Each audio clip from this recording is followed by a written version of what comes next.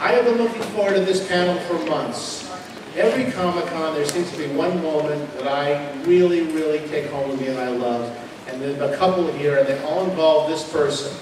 Last night at the Eisner Awards, the professional community stood up and cheered for this lady when we presented her with the Bill Finger Award. A little this morning,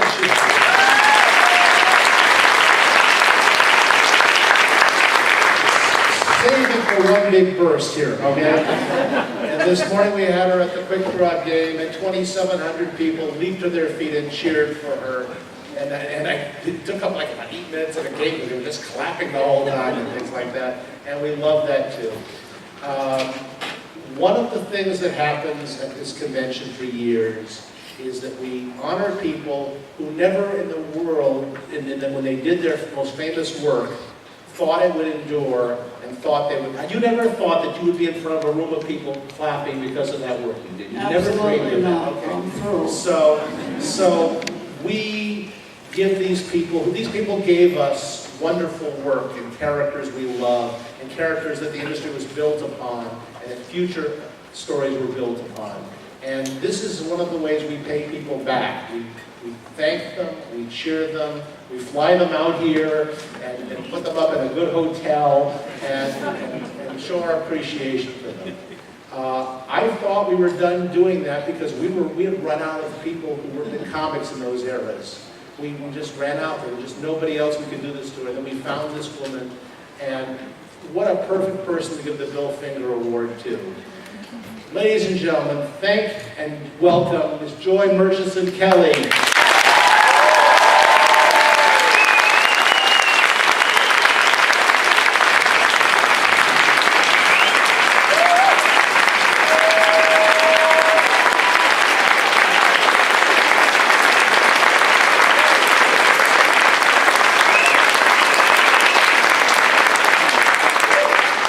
Thank you. Thank you very much. You're getting tired of people clapping for you here? We will be joined shortly by Trina Robbins, who got trapped in a panel that will not let her out over in another room. And she will join us. I will ask the preliminary questions, and she will back clean up.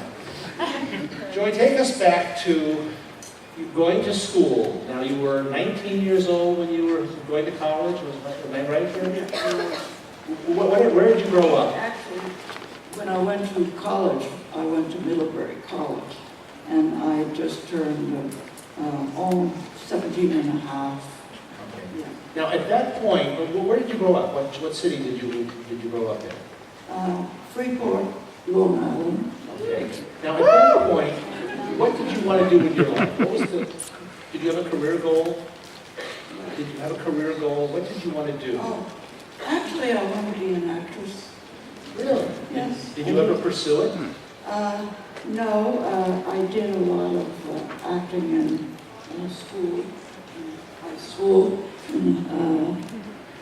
and when I decided after a year at Middlebury to go to school in New York at the Catherine Gibbs School, it was a 2-year course, and it was business because I thought the way things were in the family, I needed to be able to go out and work sooner.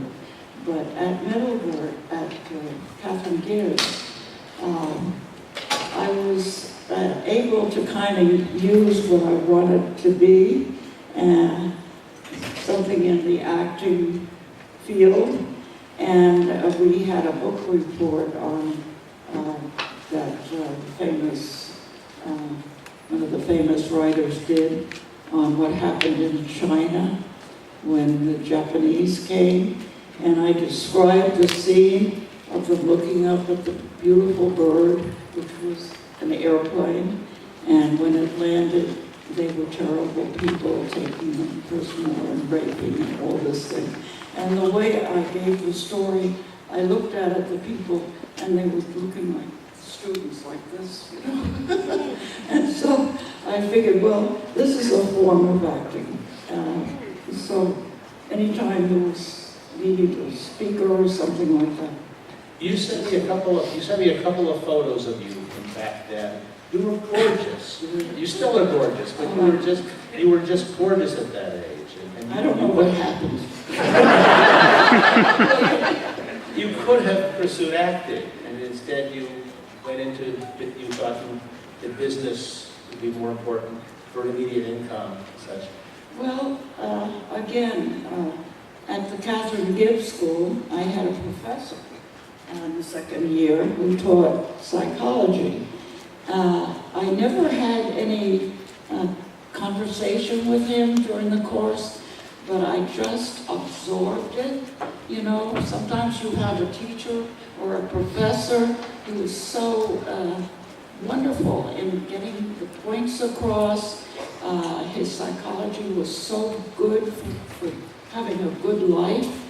And so the end of the course came and we had an examination, and you could not look it up anywhere. It was the kind that you wrote and wrote, you know, not true and false. And his questions all dealt with psychology and how to treat people and the situations and et cetera. And I just wrote and wrote and wrote and I just wrote and wrote. And so whoever started to correct it said, "Doc, you've got to look at this. You wrote this." And when he saw it, he said, I have Wonder Woman out. I have only had men write it. I have not found a woman to write it. You understand what I mean. You understand that I want women to feel they have the right to go out to study, to find something they love to do, and get out in the world and do it. And so,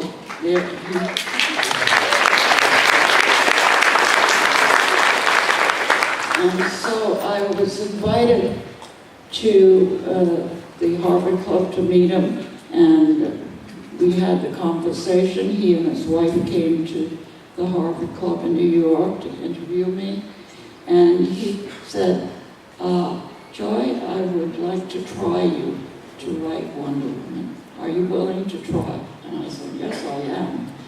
And I left, just my neck turned red, and I thought, what am I doing? And so he hired me. I went to work with him, and I became a writer. Had you read any comic books before this? No. Did he hand you a pile of Wonder Woman comics to read? No. How did you learn the characters? How did you come up to speed on what? Well, I did have to look at the book and find, characters. What happened is we met in New York at his office, and I, could see the magazine. I understood what kind of story he wanted. We talked together, and we were on the same plane. It's the way I loved this course. I understood what he was talking about. And so we just started to talk together. And he found out I had this huge imagination. And so we met at his office. I wrote stories. We would discuss an idea, discuss what we would like to write. We discussed his, we discussed mine. I went home and wrote all night. I can only write stories at night. And that's how I first started to write Wonder Woman. Let's say hello to Miss Trina Robbins. Hi.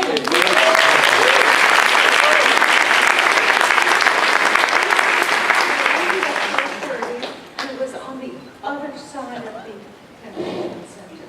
So what I'm Get in front of the mic, get the microphone in front of Oh, you. yes, I don't know what I missed, but All the good stuff.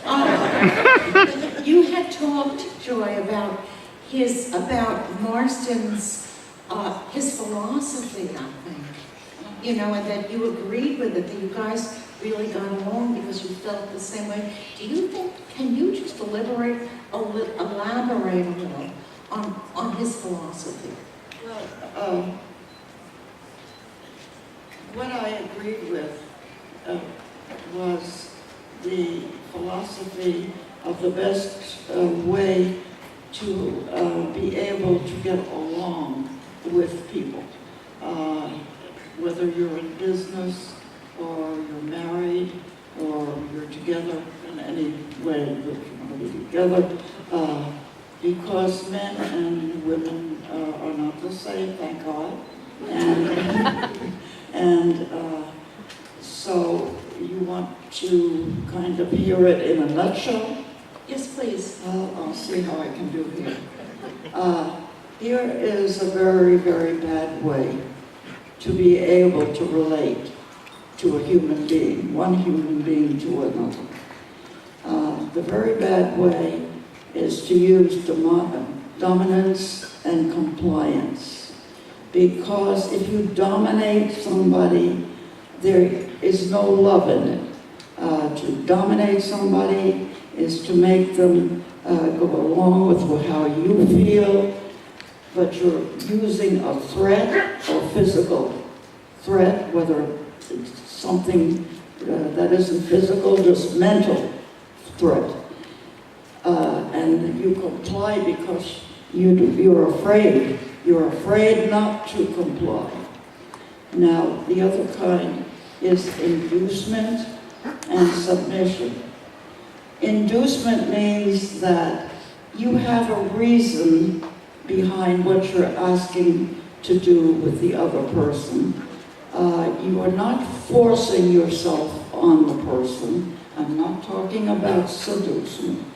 That goes in the dominance. I'm talking about inducement. You relate to the other person, and they want to go. They want to do what you're asking them to do. And therefore, you submit to it. There's no violence in that. It's not any kind of violence. One side is inducing, the other side is submitting. If you use those kinds of actions, there would never be a war, because war is always contrary to that. The big leaders and etc. Thank you. Tell us a little about Dr. Marston. Did you address him as Dr. Marston? Did you call him Bill, or how did you speak? I called him Doc. Doc? Okay. And he was always Dr. Marston.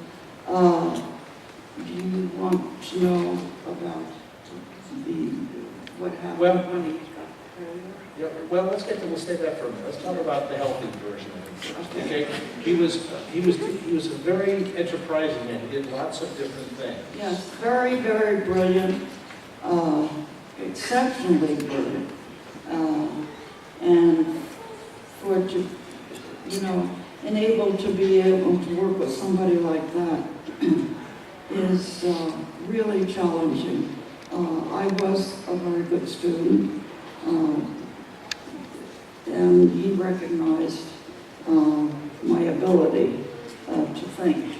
And I didn't know that I had the ability to write a comic strip, having never read comics hardly. I hope nobody heard that. But I did like to think of different things. I have tremendous imagination. Was he, now when you took his class, did you know going in that this guy wrote Wonder Woman? Was that like part of the syllabus, or was he proud of Wonder Woman? He never talked about Wonder Woman. I never knew about Wonder Woman, and I never heard him talk about Wonder Woman. His class was to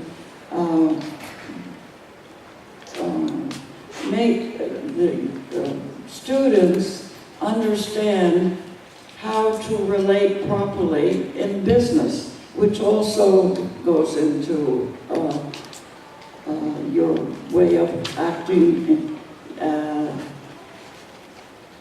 anytime. Except there's one big difference in business. Although you don't have to dominate somebody, business does not entail love. business is an inanimate thing. You know, it's not a person with a heart, and everything used to work in business, like the computers and all, they certainly don't have a heart.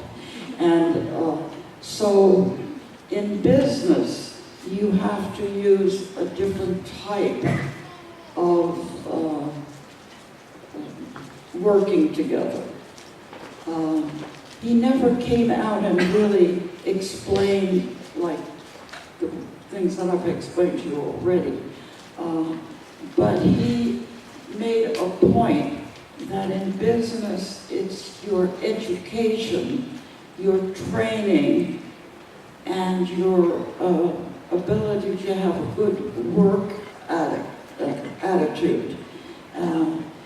And it was more like, do your best, like when you're going to school, study and do your best, and then progress doing that. Don't try to get ahead in other ways. Now, some of the reports about him, people that wrote about him, said he was always doing lots of different projects. Yes, his brain was so active. He was never satisfied unless he had a lecture to give, a story to write. You know, in between he played tennis. He was a very strong man, nice looking man. And he was a good speaker. And he was a very good speaker. When I started to work with him, I went with him to lectures, and he would ask me how did I do. And I found this problem with a lot of us when we're older. We talk too long. We haven't heard that yet. Okay. Joye, what year exactly did you start writing? It was in, I think it was 1943. And then, of course, he died in 47, and that's when you stopped. It was about 4 years that I had to do with one of them. Now, the very first stories you did, you sat with him and you talked about the stories and plotted them together, and you did a script, went home and did a script. Did he rewrite your script? Did he edit your script? Did he make you rewrite it? He would certainly read it. He would read it, and he might change, you know, edit a little bit to make something more forceful or whatever. Yes, but you see, I did not work with him in New York very long. I was only with Dr. Marston about 3 months working with him in New York. And he had, do you want me to tell you what happened? Yes. Well, the day came that he had a conference in Harvard, because that was the school he had many degrees with, and there was something he needed to go up to Harvard and talk with the powers to be up there. And while he was on the train, he tried to get up and stand, and he could not stand, he could not walk. So you can imagine, he had to be airlifted off the train to the big hospital in New York City. And what they found is that he had been stricken with infantile paralysis, that you know as polio. Polio, there was so much infantile paralysis in the United States at that time that it was a worry. It was a real worry.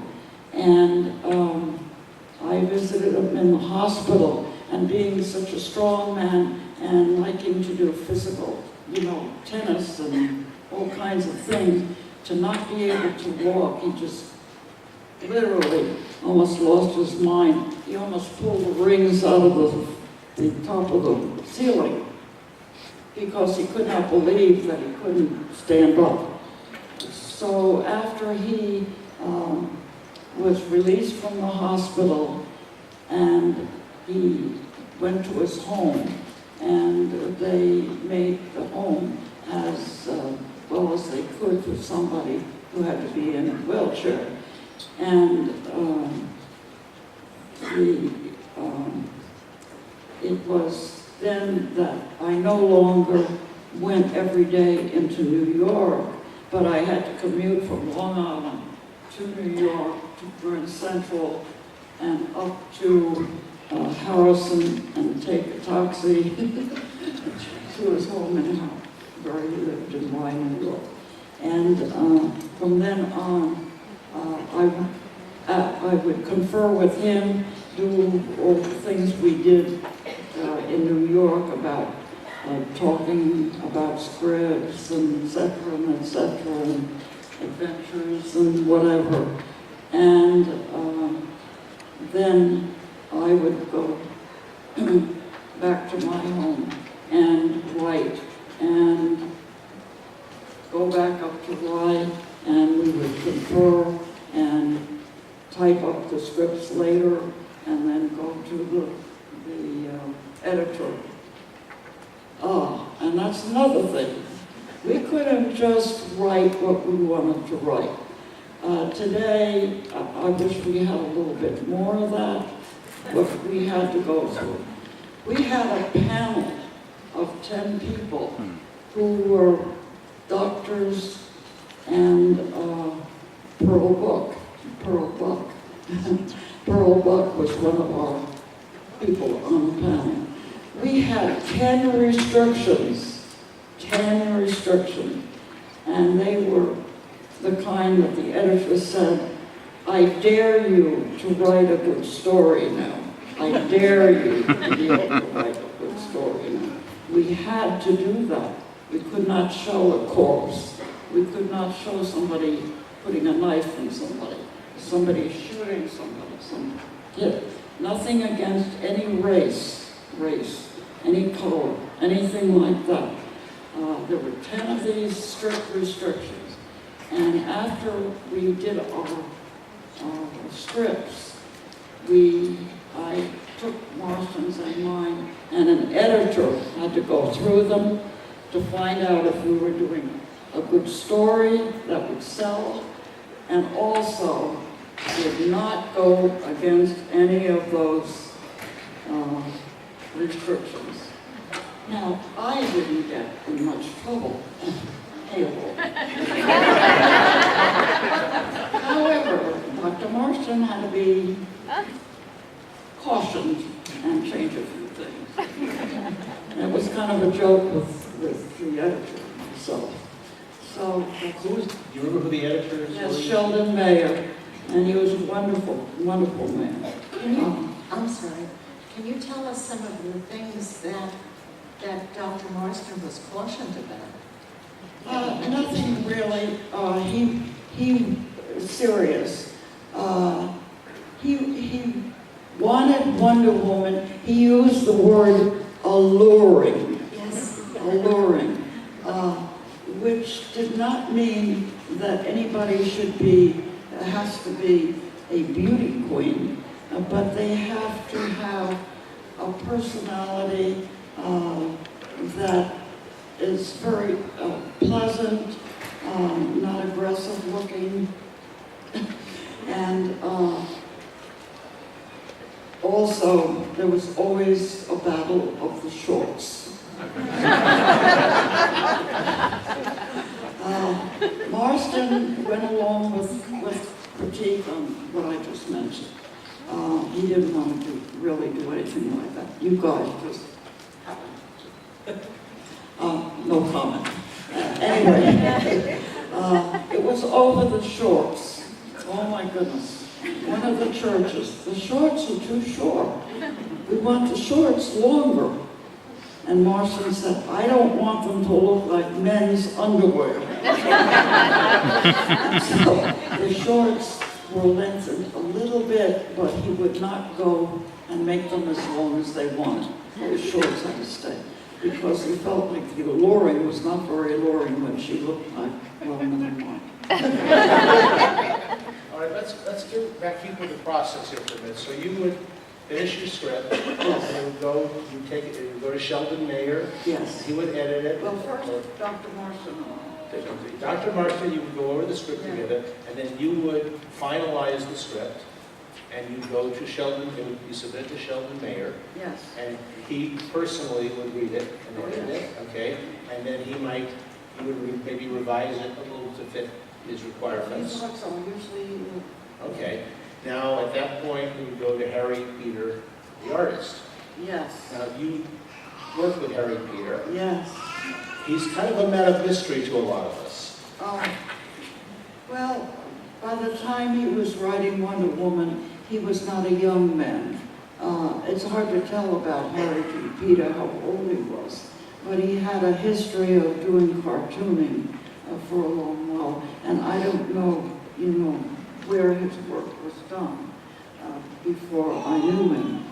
But his personality was very quiet-spoken, and he did not dress. Catherine Gibbs was so, you had to be just so to go to New York. R.G. Peter was a man that could, whatever shirt, whatever pants, maybe the hair was combed. He was very natural looking, and therefore I had an experience with R.G. Peters because he didn't look like the shirt and tie person that went into New York in those days. And so I got a telephone call, and the voice came from the hospital in New York, the charity ward in New York. We have a man who claims to know you and would like to get picked up. And his name is Harry G. Peters, and we have him in the charity ward. Can you come and get him? He had a fishbone caught in his throat, rushed to the hospital, and we took the fishbone out, and now he needs to be picked up to go back to his office. So I rescued Harry G. Peter out of the charity ward.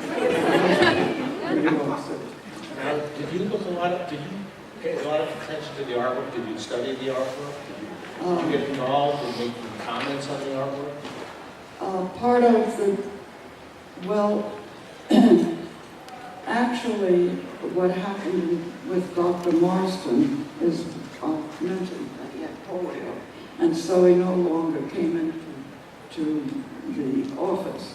So therefore, after we got the scripts back from the editor, then they had to go to be drawn.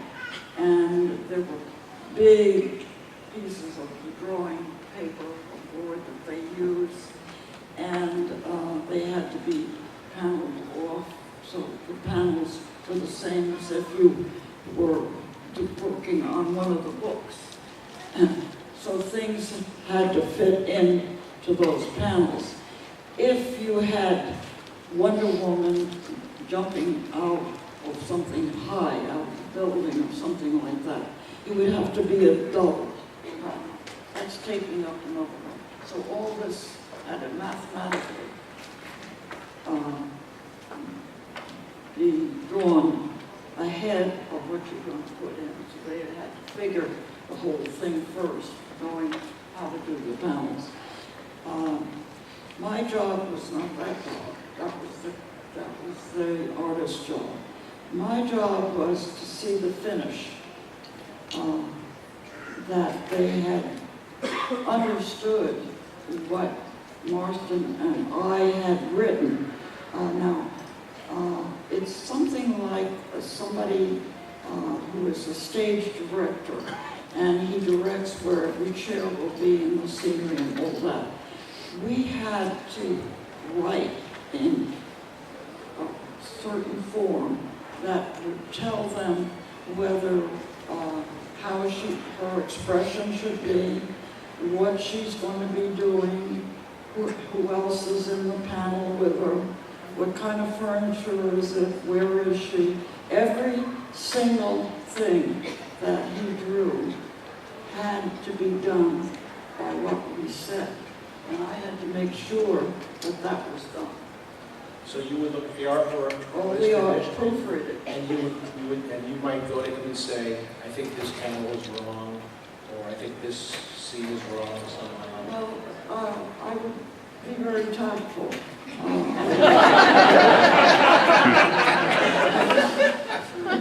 I wouldn't say to him, Harry, that panel is wrong. No. All right. I would show him what I wrote and say, you know, I think it would be better if you were doing this or that. You know, we would talk about it. And I never, he had an assistant artist. I just never had a problem. I had heard that you had several assistants. You said you had one? Harry Peter. Yes. He had one. Was it a man or a woman? Harry G. Peter was a man. No, I mean the assistant. Harry Peter's assistant. Oh, there were two women. Yes. Anyone that was doing an artwork, Harry usually went over it first. Of course. Before me.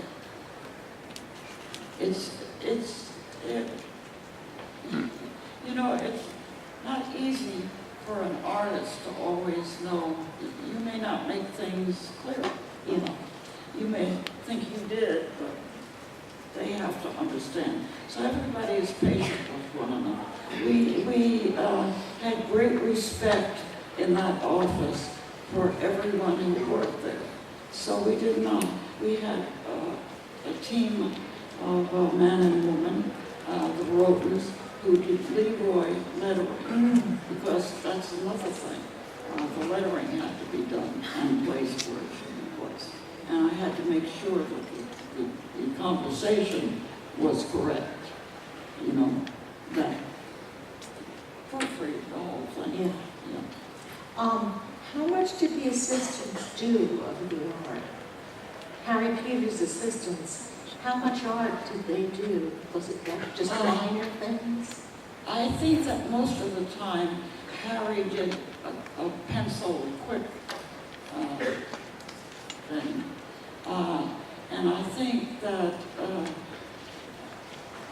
his work was the first work I would look at. Mm-hmm.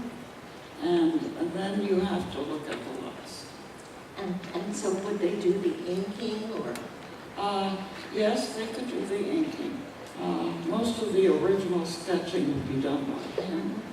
They were very good, but he was the master. Of course. Who turned the artwork, finished artwork, into the publisher? Someone brought those panels. You didn't? Did you ever take the No, artwork? I never went to where it was published. I never, Well, where they actually, you when I say, you knew Sheldon Mayer. he was someplace else. Okay, but I mean, the office where Sheldon Mayer was the office of, part of the company office, right? It was part of whoever was owning one of them. Did you ever meet a man named Max Gaines? I never met anybody in that office except Sheldon Mayer. He had his office, I went right to his office, because there's not a lot of time for Who paid you? Who did your check? Marston. Marston paid you. Yes. Were you happy with what he paid you? Yes, Satisfied? I'm just literally a little bit over being a kid. I mean, I had no knowledge what you should be paid in that world. Were you living decently? Yes, my mother and I had an apartment, and I'd say we were living fine. Not wealthy, but fine. Actually, you want to know what I got first? Sure. $50. For a script. How many pages? Well, you read one of them. 12-page stories? Full story. when it was published. Okay. That wasn't bad for the guy. No, not for those times. I don't suppose you can possibly remember what some of your plots were? You know, I talked about before you came being an actress, and some actresses, they are in a play, and they'll remember the words of that play if they do 100 plays. I did a lot of acting in school, but when the play was over, it was over. When I wrote a story, it was out of my mind. My mind was clear, it was gone. I had proofread it, I read it again, gone. Oh, yeah. So it was opened up to something new. I wonder if you remember, because Wonder Woman had a lot of villains. Usually they were women, actually, but there were also some male villains. I wonder if you might... They were not usually women. They weren't? No. The Chica. Yes. Uh-huh. No. He didn't have many women. Sometimes from an island or something, there might be a group of women. It was mostly men. Did you by any chance create any of those villains? Yes, I probably created different kinds of people, but I don't remember. Oh, I'm sure. I Wonder Woman and read them. When you were writing the stories, did you think of this as a temporary job? Is this something you thought you might do this for a long time? Did you think of writing other things at this point? I never thought of leaving Wonder Woman till Dr. Marston died and I got married. I never wanted to leave doing Wonder Woman until Dr. Marston passed away. I was at his home when he passed away. And I started I was getting married, and I was very fortunate that I had a bonus in the marriage of a darling little, big, green-eyed 4-year-old who had lost her mother, and she was very good. And I was marrying the father of this little girl. And I had intended to go back after I married to possibly keep writing Wonder Woman, but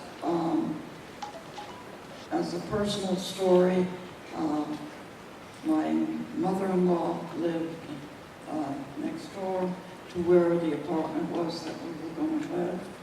And so Sally was with her grandmother because I was going to be going into New York.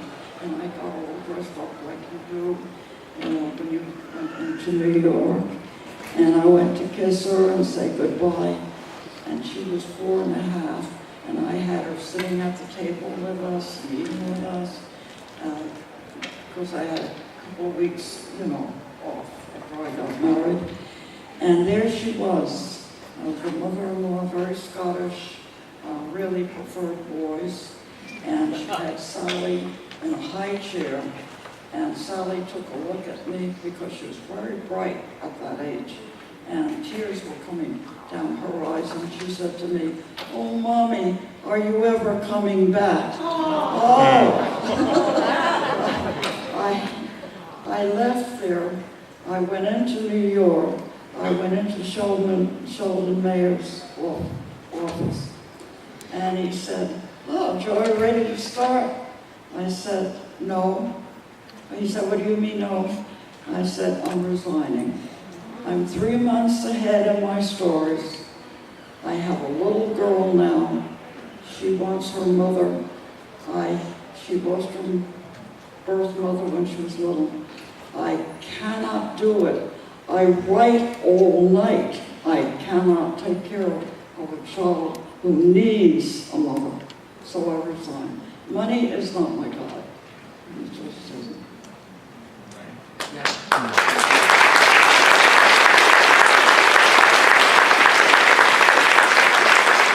Did they call you again? Did Sheldon Mayer call you months later and say, "Please come back"? No, because he knew me well enough that when I said something, I meant it. He tried to influence me. "You're going to regret it.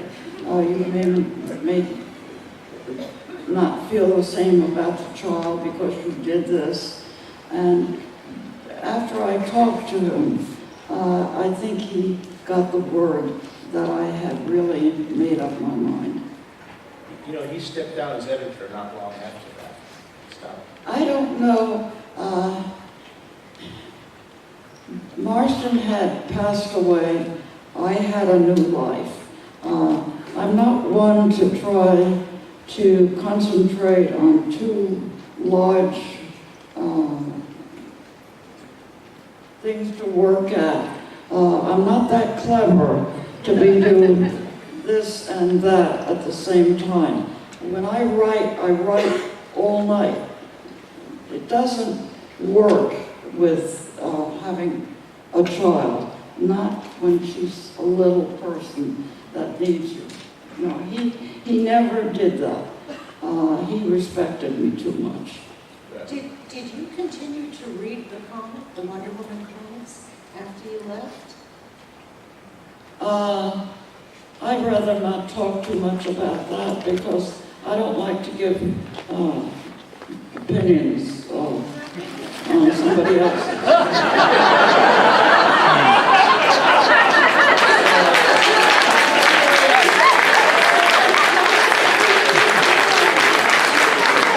So you did read them.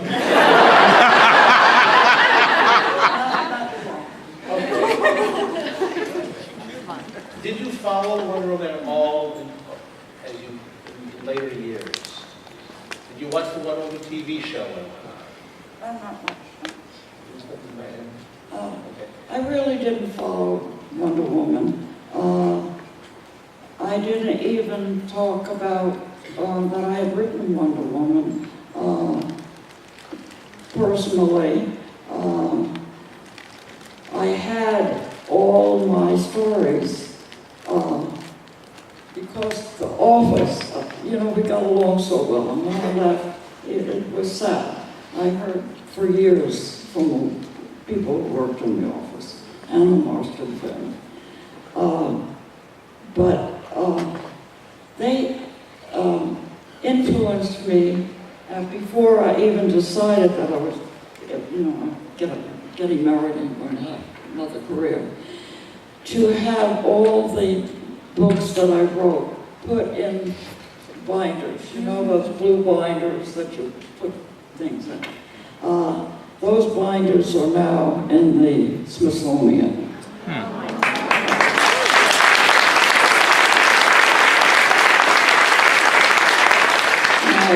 children read them and read them, and I lived in South Florida, and a lot of my memorabilia of the things that I wrote, the scripts that I wrote, that I had. We didn't have air conditioning in the beginning, and so the papers were just getting thinner and thinner.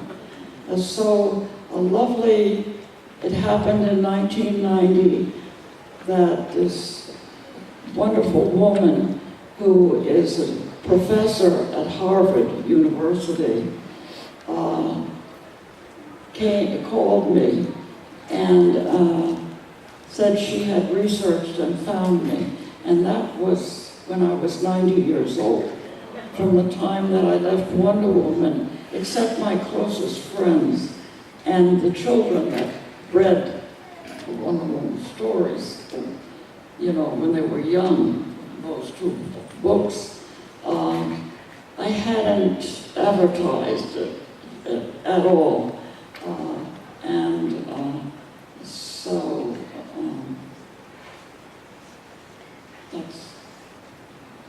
I really didn't reread.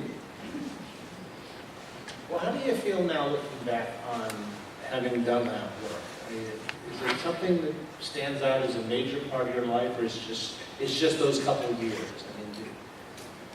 mean, when you're doing something like that, you have no idea how much that it's going to be discovered, and that people really have so not only like Wonder Woman, but they respect her. And that is, well, awesome.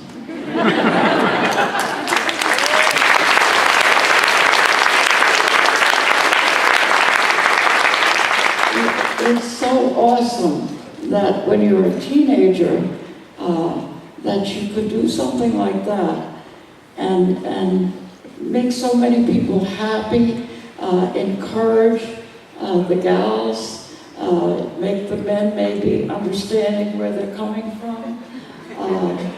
On a positive side,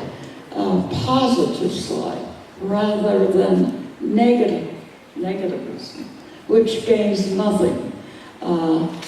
So now seeing all of you sitting here, it's almost like a dream. Just imagine that being so quiet so many years, and even when my friend that got me into the Smithsonian, I still had not done much until again I got discovered and ended up giving lectures to POE chapters when I was about 91. It's a philanthropic organization, it's hard to say, who work on getting scholarships for women who have done well in school. And their chapters have a group of women that are very educated.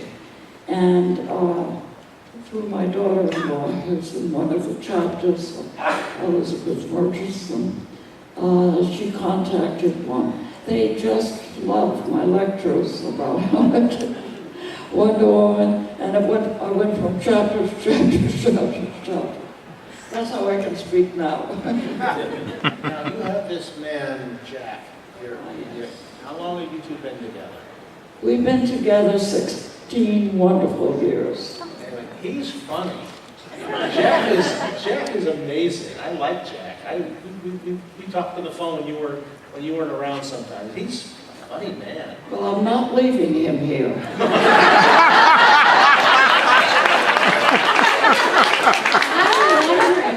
I'm wondering if all the women here who are dressed like variations on Wonder Woman could all stand up so Joy can see what incredible influence she had.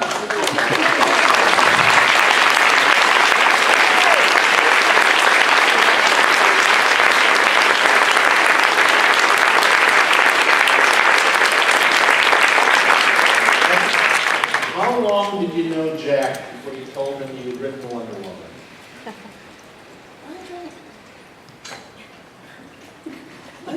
I really can't remember. Maybe Jack remembers. How long did you know me before I talked about Wonder Woman? When did I ever talk? 6 months. 6 months. This is the first time I called you. You didn't believe this whole convention thing. What do you think of this? I mean, you see looking at the convention. What do you think of this convention? I mean, you look around, you see all these Wonder Woman things, and all these people, and all these creative people, and people in costumes. And you look out here right now. This looks like a pretty smart crowd. Very smart crowd. Yeah. Very, very loving crowd. I really am very humble. Now, you don't want to see the writer of Wonder Woman cry.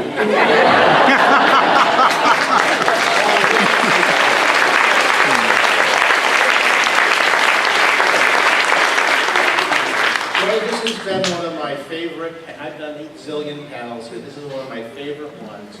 And folks, would you go out and spread the word, not only about how wonderful this lady is, but also, we did a panel here about comic books. Yeah.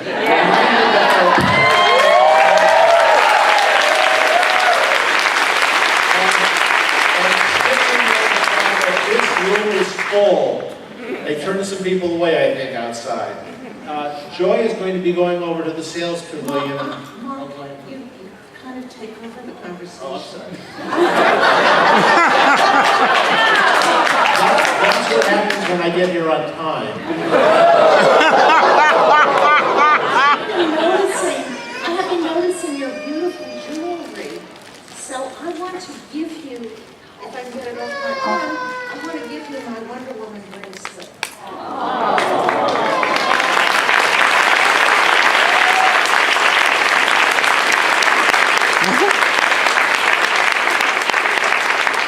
I'm informed that she's not signing this. She not be signing over there? Well, I'm not sure, it's not listed on the schedule, so we're gonna go over there and find out. We're gonna, okay, she may or may not be signing over at the sales pavilion, all right. Anyway. Okay, now if you see any bullets coming your way. All right, Trina, you want to add anything else? No, I just said if it was coming my way, I'd be gone. Want to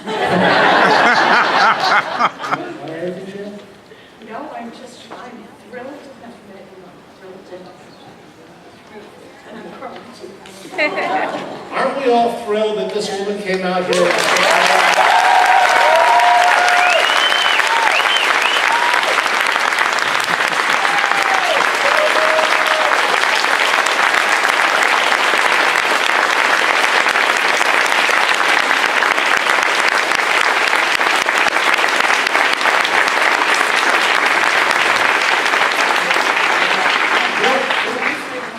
Say anything you want. It's your town.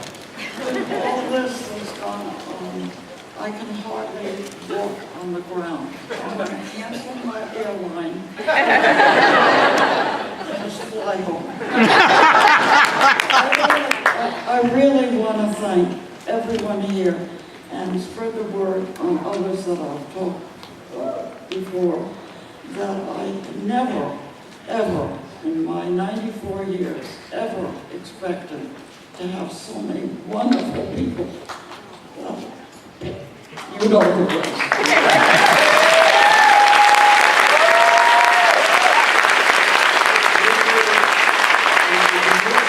And not rush the stage and let us get Joy out of here safe, out of this room safely, and Jack.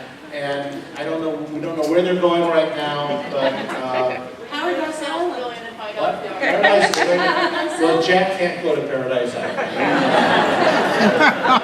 I'll stay. Okay, good, all right, good. Just stay. Good. All right, one more time. Thank you, Joye Murchison Kelly.